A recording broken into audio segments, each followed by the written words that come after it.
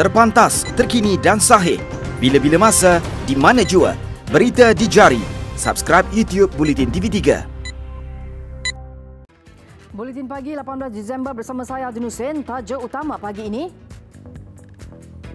Malaysia hormati keputusan Pakistan tidak hadiri sidang kemuncak Kuala Lumpur. Ketua Setiausaha Negara nafi pertukaran 5 KSU Kementerian.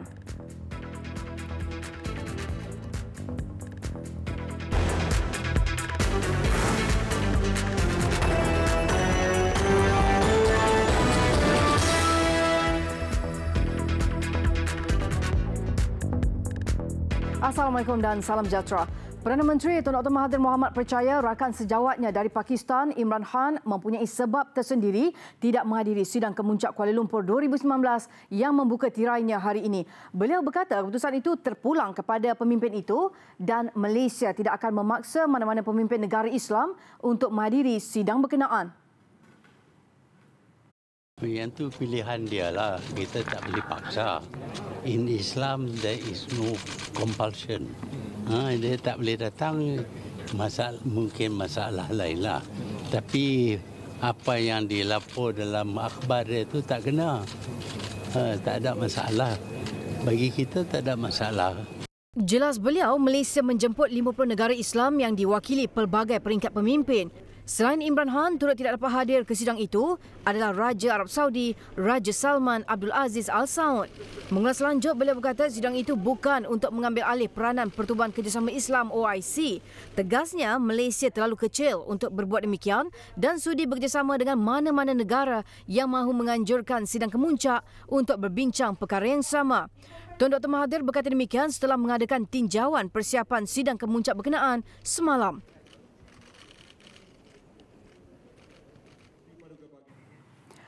Sidang Kemuncak Kuala Lumpur 2019 dilihat sebagai platform terbaik bagi pemimpin, cendekiawan dan ulama Islam dunia dalam mencari titik persamaan sekaligus dapat menyelesaikan pelbagai isu serta permasalahan umat Islam sejagat.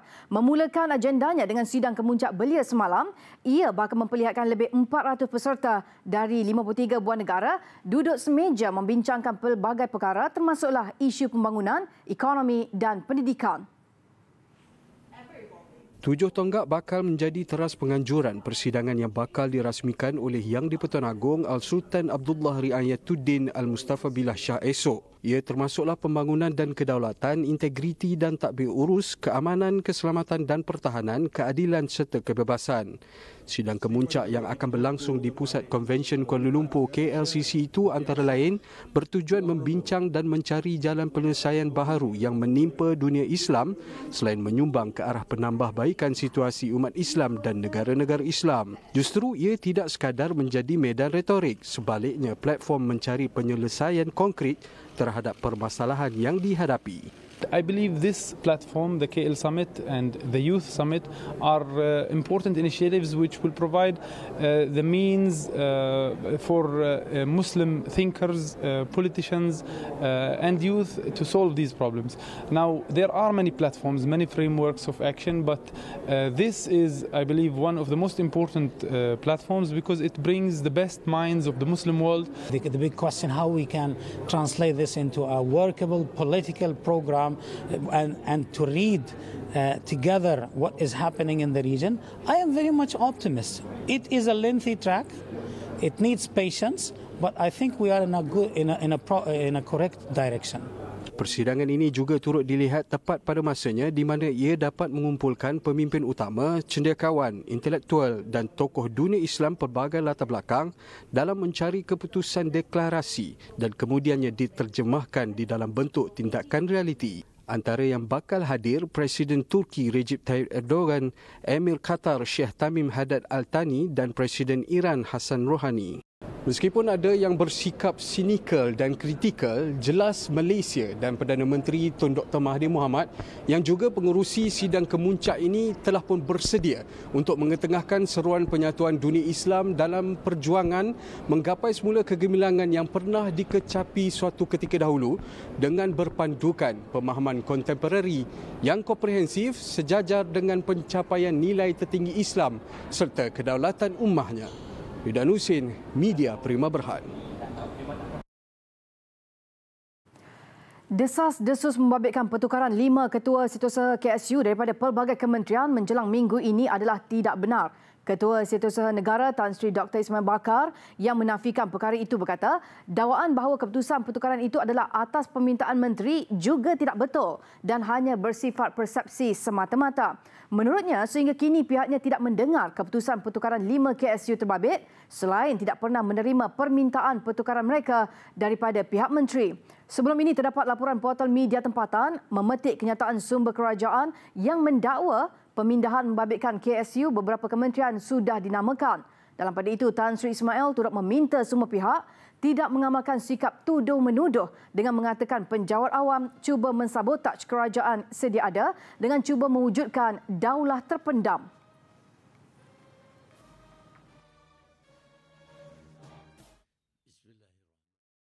Kerajaan Negeri Kedah bersedia mempertimbangkan keperluan membuka operasi sempadan 24 jam di Kompleks Immigration, Custom, Kuarantin dan Keselamatan ICQS Bukit Kayu Hitam bagi tujuan pelancongan. Menteri Besar Datuk Seri Mukhris Mahathir berkata, cadangan itu perlu disegerakan jika ada data menunjukkan ia memberi manfaat kepada negara.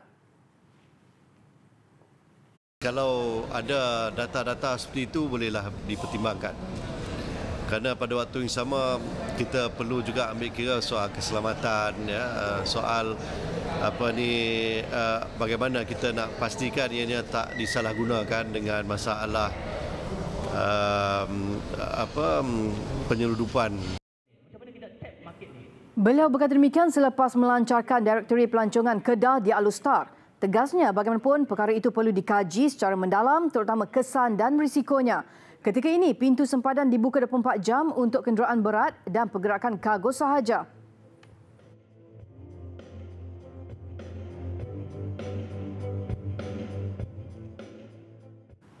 Paras air Sungai Semantan yang tinggi dan melimpah menyebabkan kampung Kelubi di Mentakap Pahang dinaiki air dan terputus hubungan. Jambatan gantung yang menjadi laluan utama ke kampung yang menempatkan kira-kira 10 keluarga itu turut tidak boleh dilalui. Air sungai yang deras menyebabkan pelbagai jenis sampah tersangkut pada jambatan gantung itu. Akibatnya, ada bahagian jambatan yang rosak sekaligus bahaya untuk dilalui. Misi bantuan makanan kepada penduduk kampung berkenaan hanya boleh dihantar menggunakan jalan air iaitu bot. Sekarang ini kami buat misi untuk menyampaikan barang-barang bantuan kepada mangsa yang terperangkap ataupun terputus jalan darat di Kampung Kelubi. Ini adalah akibat daripada Sungai Semantan yang melimpah dari susulan daripada hujan yang 3 hari tanpa henti. Namun cuaca pada ketika ini dan juga semalam baik. Buat masa ini trend air masih lagi menurun. Mangsa-mangsa tidak berpindah ke pusat pemindahan, tinggal di rumah masing-masing. Namun sekiranya trend air di hulu semakin menaik akibat daripada hujan atau sebagainya, kami akan segeralah mengerahkan agar mereka berpindah ke pusat pemindahan atau tempat yang lebih selamat. Bagaimanapun pemantauan dilakukan dari semasa ke semasa dan penduduk dinasihati sentiasa berwaspada. Sementara itu, 4 keluarga yang dipindahkan di Kampung Paya Luas Temerloh bimbang untuk pulang ke rumah.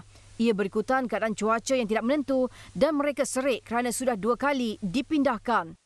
Bila hujan lebat, bila gini jadinya. Tapi bila sebelum ada perumahan dulu, tak akan jadi gini. Tapi sekarang ni jadi gini. Kira dah hujan 3-4 hari, dah 2 kali pindah dah. Saya minta lah kerajaan baru sekarang buatlah, minta pertukaran untuk buat longkang yang baru semula. Supaya ada air. Supaya air ni mengalir. Semasa air naik tu, kadang waktu tu tidur. Bila tengok-tengok air dah naik dah. Bila dah naik, barang-barang tak ada nak pindah lah. Bila dah naik air tu. Rosak lah. Rosak semua barangnya. Benda yang sempat. Kalau yang sempat tu, rarak pinggan, kalau mesin basuh tu tak ada lah. Habis rosak bila kena air tu. Betul air berlaku semua. Pelancong dalam dan luar negara terutama dari Singapura diminta menangguhkan hasrat melancong ke beberapa pulau sekitar Mersing dalam masa terdekat berikutan ombak kuat. Pengerusi Jawatankuasa Kerja Pengangkutan dan Infrastruktur Johor, Muhammad Solihan Badri berkata, kerajaan negeri memandang serius isu keselamatan pelancong dan mereka dapat meneruskan hasrat selepas keadaan kembali pulih. Dan saya nasihatkan juga kepada pelancong-pelancong yang ingin ke pulau seperti melalui JT Tanjung Leman, Mersing, supaya menangguhkan keadaan ombak pun mungkin tinggi, jalan pun mungkin ada yang banjir, jadi saya rasa tangguhkan dulu perjalanan ke tempat-tempat berkenaan. Tapi bukan, saya rasa dalam 2-3 hari akan datang keadaan akan pulih. Nasihat itu diberikan Solihan selepas melawat mangsa di Pusat Penempatan Sementara PPS College Vocational Kota Tinggi semalam. Pada masa sama, jelasnya usaha juga sedang dilakukan bagi membaiki 9 laluan di 5 jalan utama sekitar Kota Tinggi Mersing yang dikategorikan sebagai tidak selamat kepada pengguna akibat banjir. Justru pengguna jalan raya dinasihatkan agar tidak mengambil risiko meredah laluan yang ditutup akibat banjir.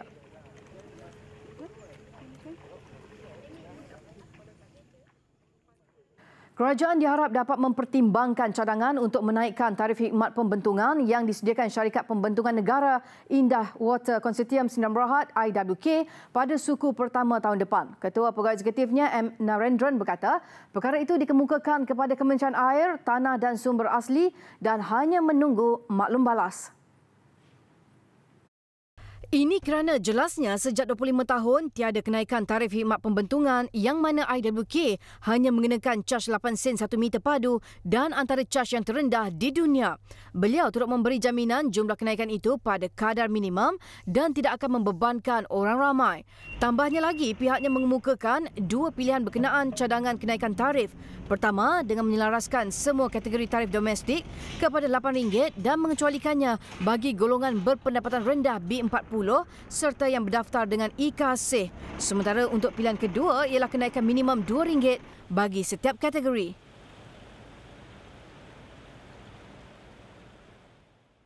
Rundingan dan perjanjian baru yang dimeterai untuk membangunkan bandar Malaysia adalah lebih baik berbanding perjanjian lama yang ditandatangani pada 31 Disember 2015. Menteri Kewangan Lim Guan Eng berkata, ini termasuk pembinaan 10,000 unit rumah mampu milik berbanding hanya 5,000 unit dalam perjanjian sebelum ini. Payment terms originally in 7 years, now in 3 years.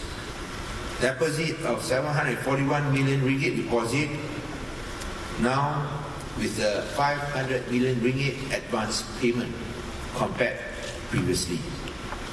Park and recreational area, previously 48.6 acres, now 85 acres. Beliau berkata demikian ketika berucap pada majlis menandatangani perjanjian Bandar Malaysia di Pusat Konvensyen Antarabangsa Putrajaya PICC. Jelasnya apabila siap kelak, Bandar Malaysia dijangka menarik banyak syarikat multinasional dan syarikat Fortune 500 untuk menempatkan operasi mereka. Syarikat Alibaba dan Huawei menunjukkan minat untuk membuka hub mereka di Bandar Malaysia.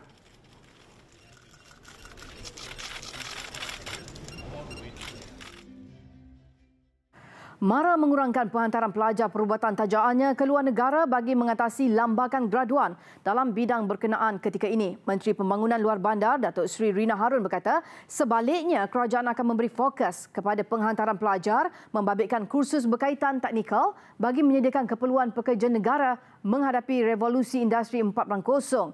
Ujarnya, MARA masih lagi menghantar pelajar keluar negara namun akan mengurangkan penghantaran pelajar dalam bidang perubatan. Beliau turut menyarankan agar pelajar perubatan melanjutkan pelajaran di dalam negara memandangkan kosnya yang lebih rendah.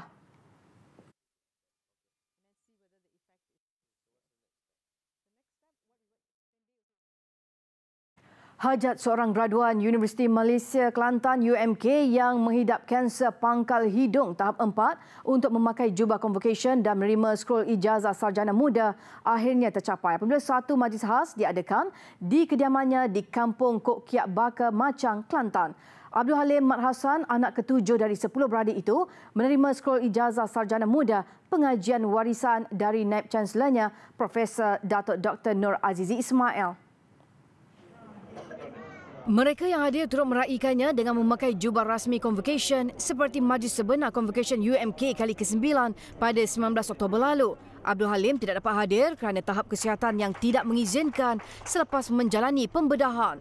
Kesedihannya terubat apabila UMK mengadakan mini convocation di rumahnya dengan penuh istiadat sambil disaksikan seluruh keluarga dan penduduk kampung. Alhamdulillah pada hari ini kita dapat mengadakan mini convocation yang kita adakan khas untuk saudara Abdul Halim bin Mat Hassan yang mengalami sakitlah dan beliau tidak dapat hadir pada majlis convocation yang kita adakan pada bulan Oktober yang lepas.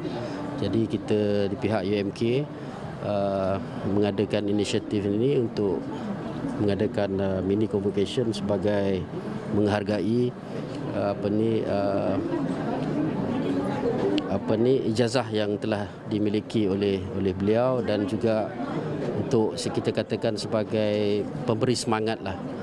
Dan kita di seluruh warga UMK mendoakan semoga saudara Abdul Halim diberikan kekuatan, diberikan kesembuhan. Abdul Halim berusia 25 tahun menderita penyakit itu sejak 2 tahun lalu.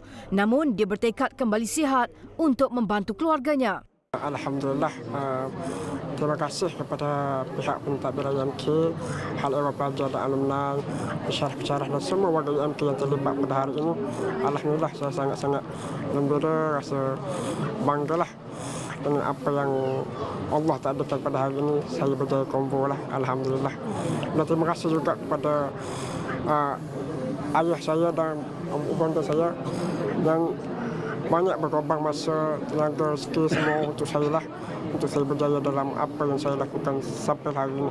Terima kasih kepada UMK Bacak hadir pada hari ini untuk memberi ijazah kepada Abdul Halim bin Mat Hassan. Jadi perasaan Pakcik? Gembiralah pada hari ini.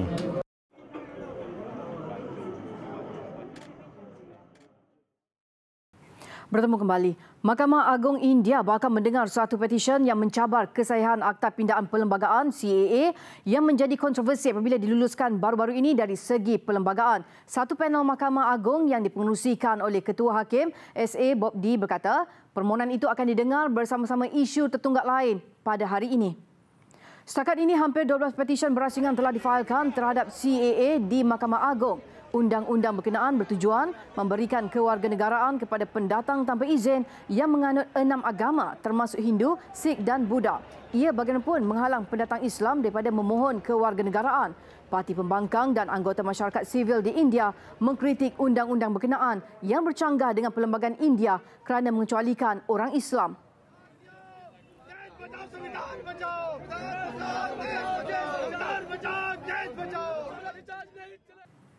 Dalang pembunuhan politik di Filipina akan ditentukan nasib mereka apabila Mahkamah Negara itu mengeluarkan keputusan esok. Sedekat lalu, 58 orang termasuk 32 petugas media menjadi mangsa pembunuhan besar-besaran yang terpalit dalam sejarah negara itu sebagai terburuk di dunia membabitkan wartawan. Pemimpin keluarga berkuasa Ampatuan yang memerintah wilayah miskin selatan Maguin Danau didakwa menganjurkan pembunuhan beramai-ramai pada 23 November 2009 dalam cubaan menghapuskan cabaran pilihan raya daripada pihak lawan. Pembunuhan itu mendedahkan masalah mendalam di dinasti politik berkuasa Filipina serta akses mudah kepada senjata dan terlepas daripada hukuman. Keluarga mangsa sudah mengarungi perbicaraan 101 defendant dicemari dakwaan rasuah, kelewatan pembelaan, pembunuhan beberapa saksi dan kebimbangan pihak bersalah masih boleh dibebaskan.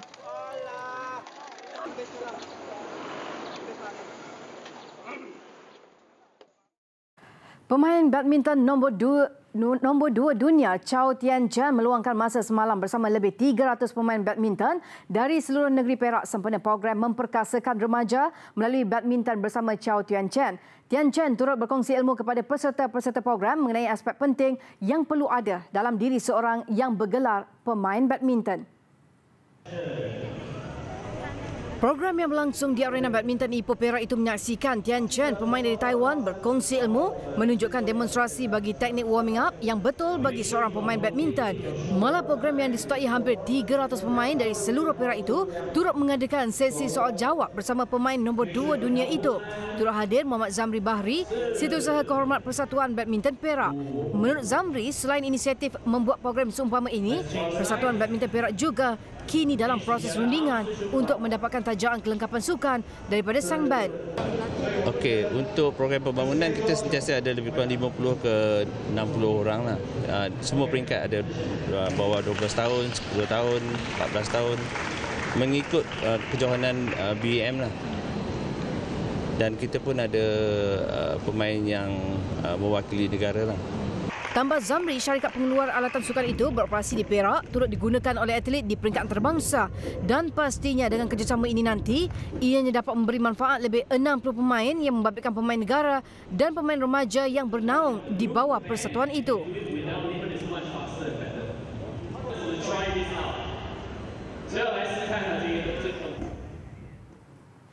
Sekian paparan Buletin Pagi. Terus ikuti platform digital dan media sosial Buletin TV3 untuk perkembangan berita terkini. Saya Haji Hussein, salam hormat dan Assalamualaikum.